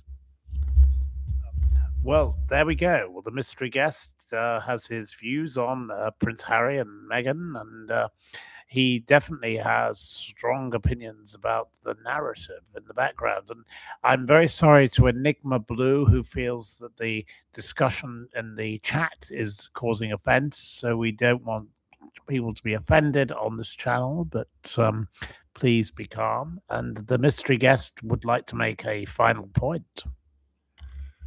I'll just say something about what I believe could be happening with Harry is that they're using Harry as a representative to be and Meghan to be the woke kind of splinter of the royals, and you have King Charles representing traditionalism, and this is all to kind of foster this whole woke anti-woke debate, and I think this elevation of Harry and Meghan in the US sphere, it almost feels like it's there to kind of get this whole kind of cultural war kind of stoked up, that Harry is kind of somewhat against the tradition and the tradition is against his thing, and it's that's very useful for getting people stuck in this binary way of looking at things, especially when both parties, the woke and the traditional aspect of the royals, they're both representing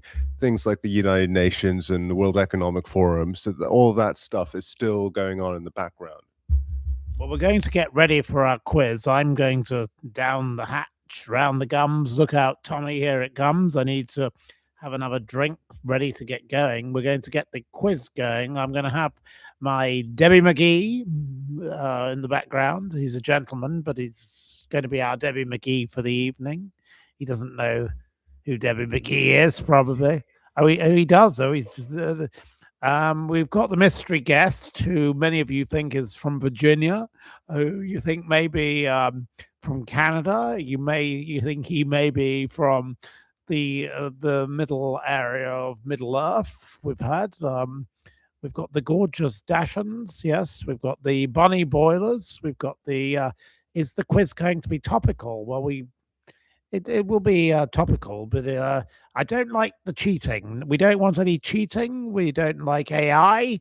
We want our quiz to be done properly. There are nearly 200 of you joining in right now, so let's get ready. I'm going to have to finish this drink so I can get another one. I don't know if there's any tonic water left. That's all. I've got. Oh, there we go. We've got a cacophony of chaos.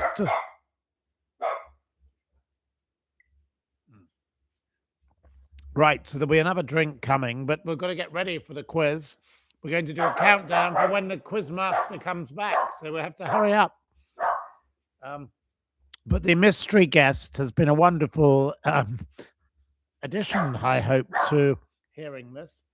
And we've got our lovely little friends. We used to have Lady Men screaming and yelling or making coughing noises or shouting her opinions of who she liked and who she didn't. She very much loved Joan Collins. She very much disliked Meghan Markle. I can't remember who else she used to get so upset about. But what were your favorite memories whilst we wait for the thing of Lady Men? Because obviously it's a year now since we used to do these programs every night of the week down in Saint Tropez, and we would talk for probably 3 or 4 hours at times. And we used to have these amazing evenings, and it's so nice to have you back. Um, and it's lovely of my friend to invite me to do this in his home. And we're going to try and do this at least once a week. To begin, let's not be over ambitious. And did you remember the good times with Lady Min, or did you think I was completely mental, or did you think she was completely mental? And Lady Min was funny, and bless her spirit. I remember her flushing the lavatory. Yes, well, that was another thing she used to do because, well, she never closed the door to the lavatory when she'd go to. It was close to where I would sit in the house. You miss her. She was a beautiful eccentric. What happened to the seagull? Well, the seagull was taken away. Yes, it went to the farm. The animals bird sanctuary came and took the seagull, and I rescued the seagull. The quizmaster remembers the seagull and how I used to Minnie Thatcher, we called it, because of course we like Minnie Cheddars and we like Margaret Thatcher, so we named the seagull Minnie Thatcher before Minnie Cheddars and Margaret Thatcher. And then there was the evil German neighbor who tried to shoot it with her pistol. And of course, we didn't like the evil German neighbor, but we're getting good vibes from the guests here. When you tried to help her upstairs and she would be yelling, oh dear, her interjections were priceless. Steven Seagull, yes, well, that was the other seagull. Yeah, we did have Steven Seagull, but that was down in Whitstable. My friend had a one called Steven Seagull. He lived with a seagull inside his house, and it did actually rip out his dog's eye. So you don't want a seagull living with a dog. It's not a very good idea. That was a very stupid thing that he did, but that wasn't part of us. When Lady Min went to Blackpool on a bus with her granny. I don't remember. Oh, yes, of course. She did go, yes, because she lived in Liverpool. So, yes, she did go to, she lived on the Wirral. So, Lady Min said I was like family to Deanne Daly. Well, she treated you all like friends. She loved your company. We've got to get when you're ready, we're waiting. We'll carry on with the memories of Lady Min until he's ready. When Lady Min parted with John Lennon, oh, yes, she was very involved with John Lennon.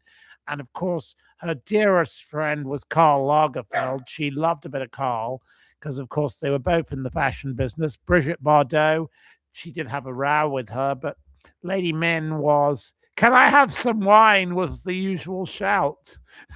Yes, when she fell off her chair in the garden. When she was involved in Mexit, yes, she didn't, and she did love our friend Yankee Wally, Sadie Quinlan, who of course hated Meghan and had the whole drama with her. And of course, Sadie Quinlan has since died also. We did love her. She ran a brothel in Cardiff, and she did get locked up, and she was a lady who was the wonderful Welsh warbler, and we loved the Yankee Wally who spoke out, and of course that nasty little man Christopher Boozy, the troll army of Meghan. The dreadful Meghan was a very wicked person, and Sparks, Mrs. Sadie, Donna, Mrs. Yankee Wally. Yes, they're the same person. We all miss the lovely person, but Lady Min particularly loved the Yankee Wally, and the mystery guest sadly never got to experience the words of the Yankee Wally. I don't know whether my host here ever got to experience the Yankee Wally, the Sadie Quinlan, the biggest hater of Meghan Markle. She wanted to pelt her with rotten tomatoes. She had run a brothel in Cardiff, and that paid for her daughter's private school education. But we loved her wonderful Welsh warbling, as we referred to it. And Lady Min it would send her to sleep at night. She used to love to listen to the Yankee Wally. And then, of course, Yankee Wally was targeted by Meghan Markle and her troll army. And that was how she was cancelled from YouTube. And we all supported her and we loved her and we hated and loathed and detest Omid Scooby, the little mouthpiece for Spare, the horrible little man who wrote on behalf of Meghan and Harry. What a creep he is. He looks like he's plastic, not fantastic. He needs locking up. Where is Omid Scooby? No one seems to want to talk about him anymore. I should write a book about all of this. You remember Lady Min and Plastic Scooby? Yes. Well, no one liked Plastic Scooby. So now, anyway, let's move along. He's moved to LA. Oh, good riddance. Well, hopefully he can rot there in his blend cure bag or whatever he does. He's a dreadful person. Let's do a quiz. It's time for a quiz. Are you ready for a quiz? Now, please tell me if you're ready, because we have to get you ready and we have to have some of you ready and waiting. But we can't start until we've got a few of you. Are you ready for a quiz? We've got Tina, who is ready. Yes, we've got one person. We can't do a quiz with one person. That's not enough. We've got Bess, who would like a quiz. We've got TMTB, who's going, quiz time. Okay, right. We've got Woohoo, Joyce. Oh, Joyce. We love our Joyce. Joyce was always a favorite. You were always winning points with Joyce. We've got Ready and Waiting. Oh, my God. We've got loads of you, hundreds of you. Oliver's mum, Angels, Hee Haw, and Celine and Market. Okay, ice down for the quiz. Right. I'm here in Delay in the US. Okay. We've got Christine. Christine's a new member, so thank you to Christine for joining in recent days. Thank you, Christine. Right, we're going to get going with a quiz. So, right, are you ready to go? Ice the doors, Diana Dawes, as they say. Diana Dawes, of course, lived around the corner from Waitrose, Belgravia. The mystery guest is an expert on Waitrose, Belgravia. It's his favorite shop. He does love a bit of bone broth in there. So I'm giving away a secret about his favorite things. He likes mackerel as well. Pasta mackerel is one of his things. Anyway, I've given you all the secrets I can. Now you might be able to work out which country he comes from. Anyway, question number 1. As of 2025, approximately how many $100 million did the luxury goods group LVMH spend per year for their multi-million brand partnership with Formula One? How much did they spend on their partnership? How many 100 million? Well, our first answer is from Bess, who says 800. We are wrong.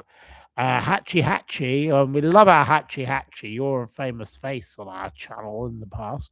500. You're totally wrong as well. We've got Hey Tiggers or Hey Tigers. I never know what to call you.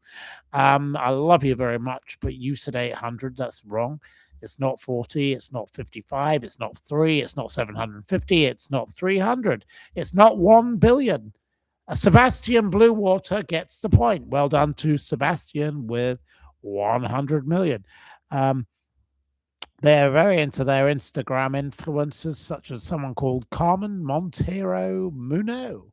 I don't know if my people in my background here know who that is, but they're very into Tag Her and timekeeping and Louis Vuitton. They're all doing podium spraying with Charlotte Tilbury. Charlotte Tilbury is somebody who has been very involved with some of my friends. She seems to be making an awful fortune from. I think we should all be a bit more like Charlotte Tilbury. I think it could be clever. And, maybe the mystery guest might get into that with his future. So there we go. Right, question number 2. Well done to our first point. And have we noted it down? We have. So we're ready to go on question number 2. Which wartime leader, so this is very much one for the mystery guest, and the mystery guest is allowed to join in the quiz, by the way. So if the mystery guest gets the point, we will allow a point to the mystery guest. Because with Lady Min, we used to always have the issue of her shouting in, and of course, she did come to lunch with me, and we would talk about the questions. So I did try and stop her intervening, and it was always a problem that she intervened on the question, and it did annoy some of you.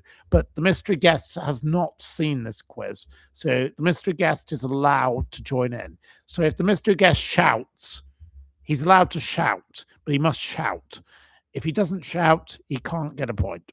So the question is, which wartime leader once declared the gin and tonic saved more Englishmen lives and minds than all the doctors in the empire? Well, the mystery guest got the point, I'm afraid. But you didn't shout. So now the mystery guest has been allowed 1 point. I'll let him have that point. But next time he has to shout, and he can't shout until the question is finished. So we won't allow him to cheat any further. He has cheated and he has won a point, but we will let him have that point.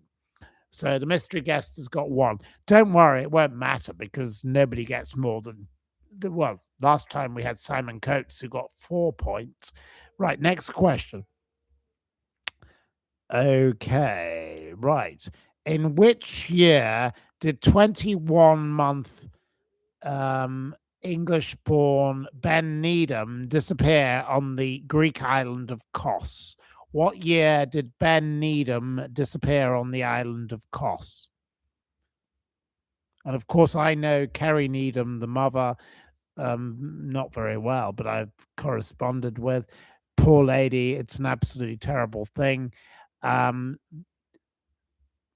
is not 1983, 1986, 2008, 2016. Hatchie gets the point. The answer is 1991. Poor Ben Needham disappeared on the 29th of July, 1991. Courageous Kerry Needham has not had nearly as much support over the years as the dreadful parents of Madeleine McCann. What about, the gypsies? What about all the things? What about justice for Ben Needham? Like I don't like Barrymore, I'd like justice for Kerry Needham. That poor lady has campaigned tirelessly. £15 million has been spent trying to get justice for those McCanns. Where's the money for every other missing person? Let's support other missing people. Let's get justice for everybody. So that's something very important. Anyway, well done to Hatchie, who gets the point. Anyway, next question. Right. In a 2025 note to the admirably acerbic New York restaurateur Keith McNally, which Northern Ireland-born actor and star of Steven Spielberg's 1993 Holocaust drama Schindler's List remarked, "If the door doesn't creak, don't oil it"? The mystery guest gets the point. Liam Neeson. There we go. The mystery guest was on the nail. His interest in acting was sparked by firebrand Ian Paisley. It was incredible to watch him just bile Guinness, and first as part of Jesus and the Pilgrim's Progress, 1978. There we go. Well, the mystery guest is on the nail on that one. So lots of you are coming in with Liam Neeson, but the mystery guest is incredibly quick, and he isn't using AI. So he's a very clever little guy, this mystery guest, isn't he? We ought to give him a blue tick. He could be quite good on the old Twitter. He may be on there, but who knows? It's like the Stig. We don't know who he is. So, right. Next question. How many 100 million copies, approximately, of a prolific output of 723 novels did Dame Barbara Cartland, mother of Acid Rain Countess Spencer, i.e., stepmother of Princess Diana, sell during her lifetime? How many 100 million did she sell? And the estimates are much higher. It's not 12 million, and it's not Michael Barrymore. It's not Anthea Turner, and it's not Cilla Black. Joyce Grove is close, so I can accept Joyce Grove's answer of 800 million. It was 750 million estimate, but the estimate is as high as 2 billion. But it's definitely not an Anthea Turner. But Anthea Turner will swing into action, perhaps, and do otherwise, as we all. So Joyce Grove.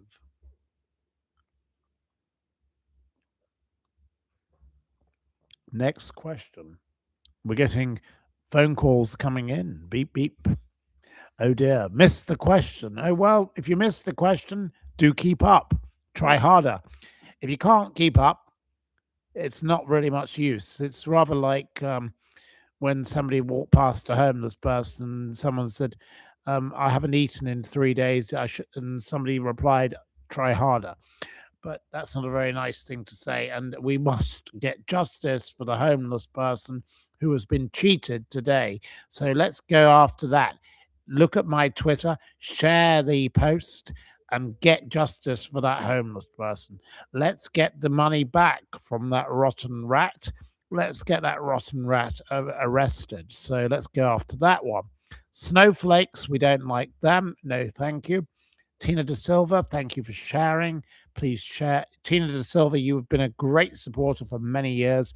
And our next question is right. Which legendary politician born in Blenheim Palace on the 30th of November 1874 once declared, I didn't say it was your fault. I said I was blaming you.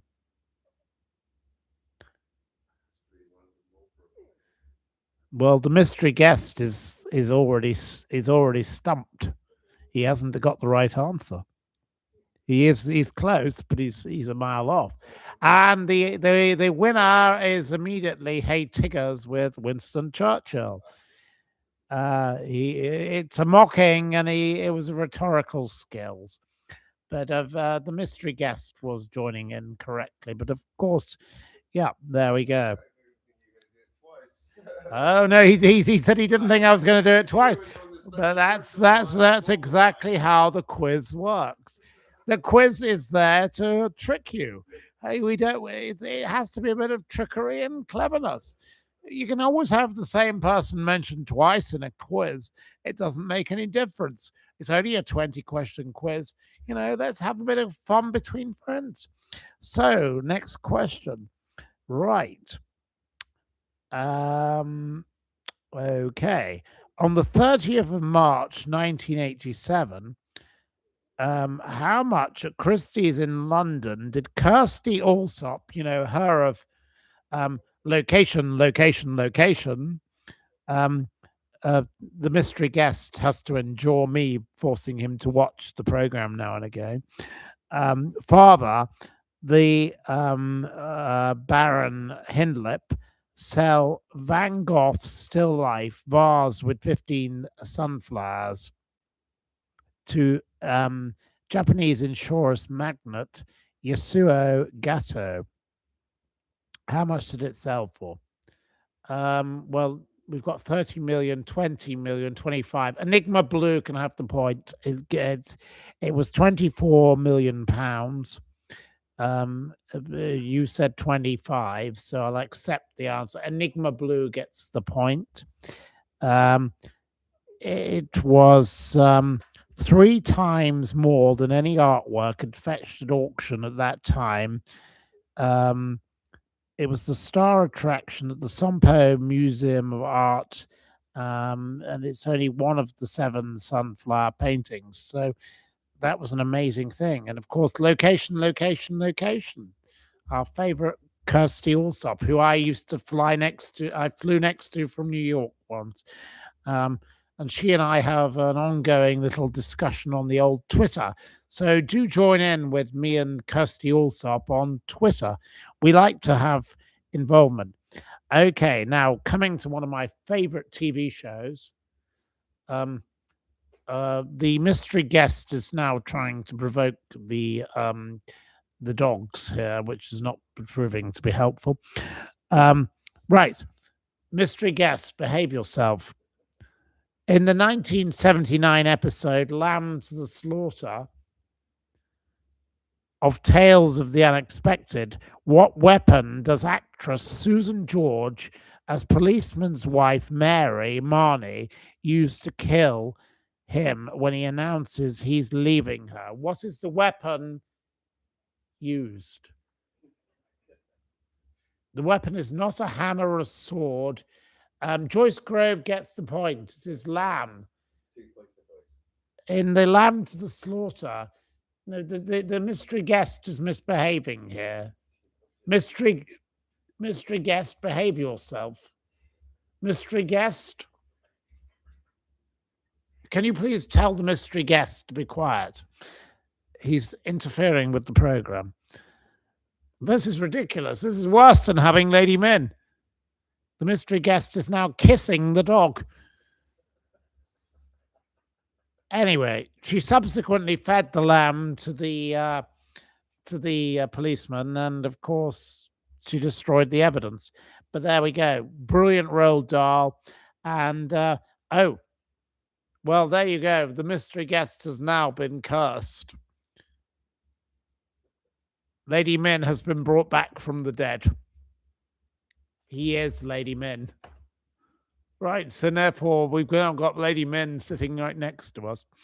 Lamb chopped, so dear. Right. You thought Flypaper was the creepiest tale of the unexpected. We do all love a bit of the tales of the unexpected. Anyway, have we got, where are we up to on our quiz? Have we got any winner? So far, you've got Tenzing and Joyce are on too. Oh dear. We haven't got any clear winner yet. Right. Okay. Right. The next question. If you had a plodge, Plodge, in Northumberland slang, what would you be doing? If you had a plodge. If you were doing a plodge, what would you be doing?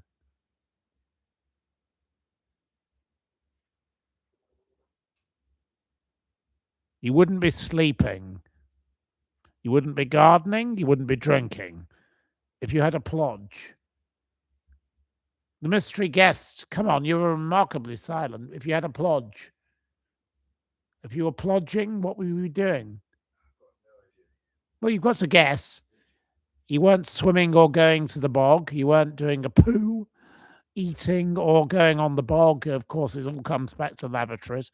It wasn't shitting outside or fishing. No, it wasn't jumping in a puddle. A plodge. Wading in the water, I can accept. Yes. You were going for a paddle in the sea. Okay. So Julie Cole gets the point. We can give it to Julie Cole, going for a wade in the water. That's what they do in Northumberland. They go for a plodge. It wasn't gossip, no. Right.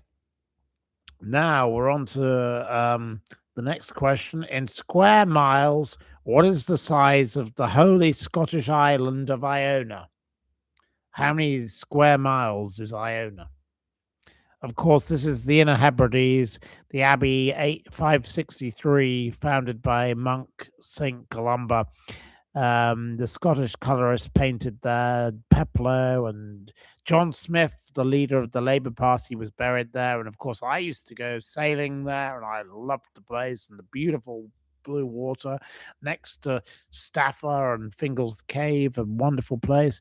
How many square miles is it? It is not 15. It's not 48. John Clifford says 4. John Clifford gets the point. Give John Clifford the point who says 4 because he was quickest. He was the fastest finger first. It is 3 and 3/8. So I can accept 4. That is perfectly acceptable. Yes, Iona. I think the mystery guest would have been very happy on Iona, but the mystery guest is now getting carried away pestering dogs. It would be nice if the mystery guest would behave himself and join in with the quiz. Mystery guest needs to learn to behave. Next question. In which English county near the village of East Lulworth would you find the small settlement of Shaggs, spelled Shaggs? Which county would you find Shaggs? You know, where you could go shagging. The mystery guest says Lancashire. No, it's not Lancashire. It's not Devon, it's not Durham, it's not Oxfordshire or North Yorkshire. Shaggs is not in Essex or Northumberland. Again, not Lancashire. It's not Norfolk. Where is Shaggs? Prince Harry supposedly rented a love nest there in 2006 for him and Chelsea Davy. It was a shame he didn't do his shagging with Chelsea Davy and went off with Meghan the dirty old bag. But it's not in Kent. It's not in Holy Island, Northumberland. It's not in Nottingham. It wasn't Barrymore's bungalow. It wasn't Leeds. It wasn't Warwickshire. It wasn't Yorkshire. And it wasn't Cornwall. It wasn't I've been missing your lives too. It wasn't Shropshire. And no, you're not doing very well on Shaggs. Where is Shaggs? Clearly you're not cheating, you lot. You're actually quite an honest bunch of people. Amazing. It's not the Cotswolds. No, Shaggs is not in Hampshire, wherever that is. That doesn't exist. It's not in Devon, wherever that is. That sounds like something to do with Ant and Dec. We don't need them. I don't know which one's Ant or which is Dec. It's not Cheshire. It's not county anywhere. It's not Canterbury, which is not a county. It's not Essex. It's not down your top gear. I don't know what that means. It's where is Shaggs? Well, no, you've not spelt Shaggs correctly because it's got 2 G's. It's not Lincolnshire or Skegness or East. It's not New Zealand. New Zealand is not in the United Kingdom, Julie. So, Julie, please do keep up. We are referring, but we have Andrea Bono who says Dorset. So, well done to you. I'm sorry if I'm being critical of anybody, but I do have to wind you up. So don't think I'm being personally nasty to you when I criticize you when you come up with such stupid things as saying that an English county is in New Zealand. You must be mad. Are you off your merry rocker? Were you born in the funny farm? I think you might need to go back there. Go back to your special place. Seek out a safe space. Seek out a cupboard because seriously, don't leave a silly comment and expect it not to be criticized. You know, you are the weakest link. Goodbye. Right, next question. I've had enough of that. Absolutely ludicrous. Right, okay. Of which prime minister did the late Norman Tebbit, you know, he was famous for saying, get on your bike, remark, nobody terribly bright could be dragged into bed by that awful bloody woman. Of which prime minister was this remarked? It was certainly not Margaret Thatcher. How dare you insult the memory of her? And that's what you're all doing. The first person to say it is not anyone other than John Clifford, who gets the point. Of course, it was John Major who remarked of the affair of Edwina Currie, which occurred in Cadogan Square in the borders of Chelsea and Knightsbridge, in the bathtub, where John Major, he was very gallant. He put himself at the end of the bathtub with the taps, so poor Edwina didn't have to endure hurting her back on the taps whilst they were having their sex in the bathtub, allegedly, if you believe her. So, yes, right, next question. Subsequently made into a television series starring Inspector Morse, actor John Ford, which author wrote the 1989 best-selling memoir A Year in Provence. Who wrote A Year in Provence?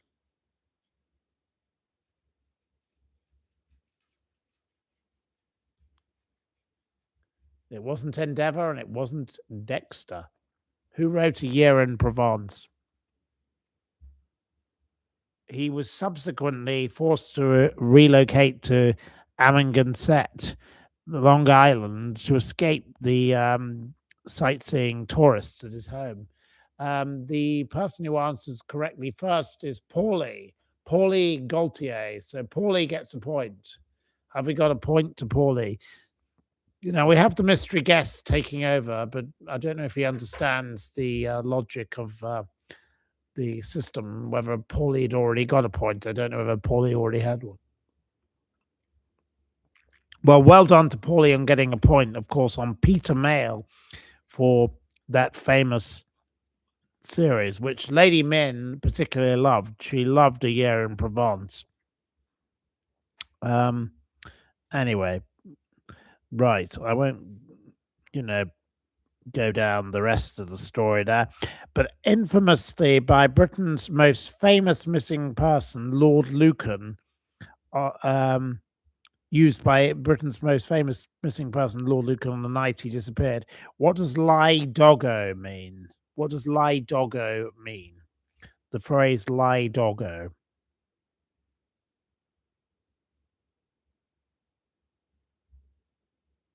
What does lie doggo mean?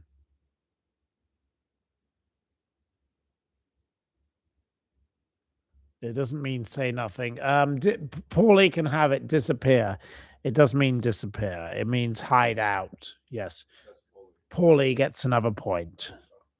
Well done to Paulie on another point. You lie doggo, it means hide out. It's an aristocratic phrase for hiding out. So I'll accept disappear. Okay. Right. What is TTFN an initialism for? What is TTFN? What does TTFN mean? I need the exact thing. It's used by the military in World War II. It's used in Winnie the Pooh, and it means something else. But I can't say it. The first person to get it correct is Waddy, or whatever you're called. Waddyaka. Waddyaka gets the point. Ta-ta for now. Ta-ta for now. TTFN. Does the mystery guest know about this? Considering it is a military reference, it's something that was used by the military in World War II to mean goodbye. You say TTFN. There we go. So I don't know whether our other guest here, do you know TTFN? No? Well, there we go. TTFN is the abbreviation for ta-ta for now, and it's very much a goodbye for World War II. So there we go. Anyway, it's a very important little reference. So we've got that. So anyway, Paulie has done very well and gained a point. So, right, we're moving swiftly along. With which sport is Harry Brook associated? Harry Brook. With which sport is Harry Brook associated? Harry Brook is not associated with rugby. Hey Tiggers gets the point. Hey Tiggers, a point to Hey Tiggers. The mystery guest is having to learn the art of filling in the ticking off people who've already achieved a point. But Hey Tiggers has already got a point, I believe. But no, cricket is the sport of Harry Brook. He is a Test cricket player, and he's worth $1 million. Yorkshire and England debuted in 2022. He's once he's set, he's $1 million. They said of him. He's a champion Yorkshire cricket player. We love a Yorkshire cricket player. The land of the Yorkshire, the county of the gods, as they say, and all God's own county. Right. Okay. Now, A favourite dish of Ian Fleming and also his character James Bond. In which English county did pottage shrimps originate? Where did you find pottage shrimps originally? Which place did you originally find pottage shrimps? And I love potted shrimps, so I'm a big fan. And I grew up and used to go to the place where they were found. It was certainly not Norfolk, and it certainly wasn't Devon. It wasn't in the bin. What a ridiculous comment! It wasn't Essex. It wasn't Cornwall. It wasn't Dorset. But of course, SP Hannah gets the point. Lancashire. It was Lancashire, Morecambe Bay potted shrimps. And our host here likes Morecambe Bay potted shrimps, clearly, because he knows of them. So he made some kind of reference. So there we are. Right, we're nearly at the end of this quiz. We're coming to the end. As of the August 2025, how many times did President Clinton reportedly fly on Jeffrey Epstein's Lolita Express private jet? How many times do you think he flew on the private jet? The people here are saying too many. That is not a relevant answer. It is obviously an important answer because we have Hey Tiggers who says 27. I will accept your answer. It is actually 26, according to this. Brunei, Norway, China, Russia, etc. Of course, he went to South Africa also, lots of places. How disgusting this man, Bill Clinton, truly is. But the Hey Tiggers gets the point. Give the point to Hey Tiggers, who was the. Okay, now we've got a great musician. I quite like the young lady, written by Sophie Ellis Bextor. I don't know if you remember her. In which year was Murder on the Dance Floor released? What year was Murder on the Dance Floor released? Our host is getting the point. I don't know what we call him. It's 2001, but he said 2002. So, okay, we'll allow somebody else to get the point. We'll allow the host to get the point. Host, he gets 1 point. Of course, it became popular again due to Saltburn in 2024 when it became a hit again. And in September, we're hopefully doing a dinner with Theo Fennell to talk about his life and his writings at the Steeple Times. So you'll be able to come along and ask about Murder on the Dance Floor and Saltburn and all the rest. And maybe we can talk about Sarah Ferguson's Dead Rich, but perhaps we better not bring that up for now. There we go. And your final question, which could change things. Have we got any clear winner at the moment? Tiggers is winning at the moment. Hey Tigger is winning at the moment. So it could change. But hey Tigger, you're on the road to perdition, so to speak. Which football player turned manager, widely regarded as one of the greatest of all time, once remarked, "We had a good team on paper. Unfortunately, the game was played on grass." Which manager remarked of this? It was not Alex Ferguson, no. Have we got any guesses on that? Tigger is bouncing. It was not Alex Ferguson. Enigma. But Jamie P. Mann gets the point. Give a point to Jamie P. Mann. It was Brian Clough, who also said, if God had wanted us to play football in the clouds, he would have put grass up there. So, yeah, Brian Clough, he was a brilliant man of football. I'm not of anything to do with football. I've no interest in it. I'm glad the World Cup is over. It was lovely, to have a bit of banter and fun whilst it went on. But there we go. Who have we got? Have we got any? The mystery guest must tell us who got 1 point. We want to read them out. We want everybody with 1 point first. Sebastian got 1 point. Hatchie got 1 point. Joyce? No, we've got to go with 1 first. Enigma got 1. Julie Cole got 1. John Gifford got 1 point. And Andrea B. Doria Andrea B. Oh, John Gifford got 2, it looks I think the mystery guest is not very good at numbers. Yeah. Holy Gautier, goodness, sorry. Yeah. Right. Okay. I think it's better I read it myself. I think the mystery guest is not very good at reading out. He's definitely not Diana Dawes. He's not the Dawes and the Scores. And he's definitely not Debbie McGee. He's not scoring on that. You may want him down there for other things, but the people who achieved 2 points were Joyce Grove and Paulie and mystery guest. The mystery guest himself achieved 2 points. Well done to the mystery guest. He isn't very good at numericals, but he's quite good at other things. So our mystery guest is a bit like the Stig. He's a bit of a mystery, but I don't quite know what he's planning to achieve. But anyway, there we go. But we do have an overall winner. Hey Tigers or Hey Tiggers. We never knew what to call you. We always did the same. Lady Min and I never knew whether you were Hey Tigger or Hey Tiger. So can you make your mind up and decide what you want to be? Because we'd like to know what your name is going forward. So where are you, Hey Tigger? Can you say are you a tiger or a tigger? Enigma Blue says, "Well done, Tigers." Well, where is the tiger? Come on, do a roar. We need a bit of noise. Anyway, we are going to conclude this episode shortly. Tiger like the animal says. There we go. It's Hey Tiger.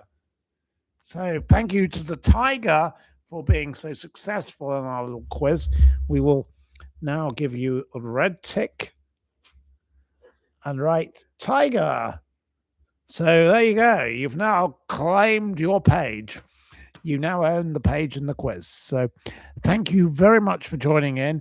Do we have any more questions for the mystery guest before we close down this broadcast? Because it is now nearly 10 p.m. Do we have a woohoo? A woohoo. Would you like to speak to the mystery guest? Would you like to ask him a final question? John Clifford objects. He got 2. No, it's the fastest finger forward. I'm sorry to say it, Mr. Clifford. Whoever you are, you're not Max Clifford, so don't try and run a PR operation here on us. So, no. It was very much fun. Thank you. Where is the mystery guest from? I don't think the mystery guest wishes to declare his location quite yet. Where was he born? Oh dear, it's all about location. His accent. He's not Lloyd Grossman. No, you do know that I do know Lloyd Grossman, but he's stuck in the transatlantic as well. Yes, but this one is not mid-Atlantic.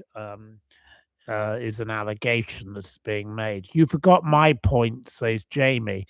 Some of you are making allegations. You are a mysterious distraction. How old is he? Right. Well, there are all sorts of nasty allegations being made about the mystery guest, but probably better not to repeat those. Right. Anyway, it's nothing to do with the police. It's nothing to do with other things. You may have got the correct answer about certain things, but it's a matter of who gets the question first. We don't need argumentative nonsense. And Lady Min and I used to regularly have to deal with argumentative nonsense in the past. We do not tolerate people who get argumentative. I decide who wins the quiz. And if you don't like the fact that I see who comes on my screen first, bog off.